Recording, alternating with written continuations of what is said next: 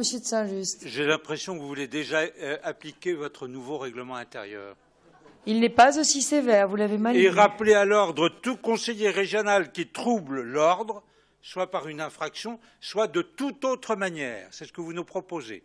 Nous sommes donc dans l'arbitraire le plus total, et c'est évident que notre expression politique, qui pourra être considérée comme troublant l'ordre et être sujet à sanction. Pourquoi le Conseil régional d'Île-de-France a-t-il vécu depuis 1986 sans qu'il soit besoin d'introduire dans le règlement intérieur des dispositions restreignant la liberté d'expression? Pourquoi? C'est quand même une question. Qu'est-ce qui a changé? Qui a changé? Je pense qu'il y a mieux à faire que de censurer. Dans votre exposé des motifs, vous visez la gauche.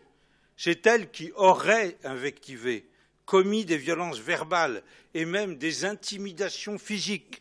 Cela ne nous étonne pas, mais cela vaut-il un dispositif de censure? En fait, Madame la Présidente, vous recueillez ce que vous avez semé. Depuis le début du mois de janvier, vous avez toujours été d'une grande complaisance vis-à-vis de cette gauche. On sent de votre part une volonté affirmée de leur faire plaisir. Alors ils en ont profité. Alors ils n'ont pas compris lorsque, débordés, vous avez tenté de vous rebiffer. L'exemple le plus éclairant est la quasi-approbation que vous avez donnée au Front de gauche lorsqu'il a revendiqué de façon indigne de ne pas être assis à côté de nous. Vous vous êtes associé à cette indignité. Je me suis interrogé sur le point de savoir si vous manquiez d'autorité naturelle. Je crois que c'est bien plus. C'est l'obligeance dont vous avez fait preuve, un peu comme envers des enfants gâtés. Ils vous ont testé de plus en plus. Ils n'ont pas compris qu'à un moment donné, assez affolés, c'était la dernière séance, vous n'avez plus été d'accord pour jouer. Croyez-vous que votre modification au règlement intérieur va améliorer les choses? Je ne le pense pas. Je crois qu'elle est inutile. Si vous continuez à diriger les débats de la même façon, nous aurons encore des incidents. Utilisez le règlement tel qu'il existe et soyez juste et égal avec tous les groupes. Surtout, ça c'était la forme, mais le fond. Présentez-nous enfin des rapports qui ne soient pas simplement la porte ouverte à des discussions générales politiques et souvent oiseuses.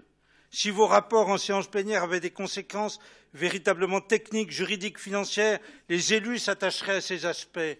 C'est le caractère vague de ce que vous nous demandez de voter qui entraîne ces débordements. En fait, vous n'avez pas encore endossé votre habit de président du Conseil régional. Vous êtes toujours en campagne électorale, avec de grandes déclarations, de grands sentiments, des promesses, toujours des promesses. Nous ne sommes plus sur le plateau d'ITélé avec Claude Barthelone. Faites-nous travailler, vraiment travailler, et en retour, vous aurez des débats corrects et surtout studieux. Il ne vous sera pas utile d'éditer des fatwas, car vous n'aurez jamais devant vous l'expression des versets sataniques. Halte! Halte, Madame la Présidente, à la censure, à la sauce gramsciste. Ne prenez pas le chemin de voir votre prénom transformé de Valérie en Anastasie. La figure de la censure, c'est Anastasie. Ce mot grec signifie résurrection, car la censure revient toujours comme le phénix qui renaît toujours de ses cendres. Là où la liberté est jeune, lumineuse, radieuse et attirante, Anastasie est une mégère grimaçante au sourire sournois, vieille, atrocement moche, les ongles crochus, sortie tout droit du fond des âges. Ne la laissez pas, elle, Madame la Présidente, elle et son compagnon, le vicomte de Butor de Saint-Arbitraire, pénétrez dans cette audience et dans cette enceinte, renoncez à vos ciseaux et à votre funeste projet, je vous en conjure. Merci. Bravo. D'après Max Weber, qui, je ne vous l'apprends pas, est un des pères de la sociologie, le charisme, c'est la croyance en la qualité extraordinaire d'un personnage qui est alors considéré comme un chef ou comme un président ou une présidente. Hannah Arendt, elle, dans son essai « La crise de l'autorité », Très bon. Vas-y. Perds pas ton temps. nous rappelle que, à travers le mythe de la caverne de Platon, le philosophe quitte la caverne en quête de la véritable essence de l'être. Plus tard, quand il se trouve à nouveau prisonnier de l'obscurité et de l'incertitude des affaires humaines, et qu'il se heurte à l'hostilité de ses semblables, ça n'est que plus tard donc qu'il commence à penser sa vérité en termes de normes applicables au comportement d'autres personnes.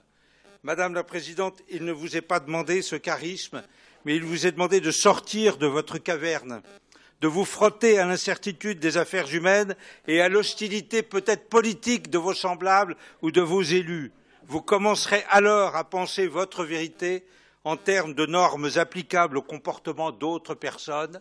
Votre modification ne sont pas des normes applicables à notre Assemblée et à nous autres élus, et je vous demande encore une fois d'y renoncer. Nous voterons contre. Merci, Monsieur de Saint.